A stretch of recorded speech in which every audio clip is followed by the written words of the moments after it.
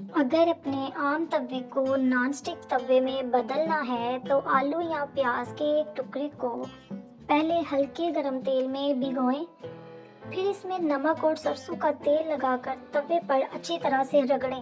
آپ کا نان سٹک توا تیار ہے۔ اگر آپ کے چاندی کے زیورات کالے ہو گئے ہیں تو اس پر ٹوتھ پیسٹ لگا کر اچھی طرح ملیں اور دھو لیں۔ چاولوں کو محفوظ رکھنے کے لیے چاولوں میں خشک نیم کے پتے ملا کر رکھ دیں۔ نئے چاولوں میں نمک ملا کر رکھ دیا جائے تو کیڑا نہیں لگے گا۔ کینو کے چھلکوں کے سفوف میں تھوڑا سا دودھ ملا کر چہرے پر لگا لیں اور 20 منٹ بعد نیم گرم پانی سے چہرہ گیلا کریں اور ہلکے ہاتھوں سے رگڑتے ہوئے اتار لیں۔ چہرہ تر و تازہ محسوس ہوگا۔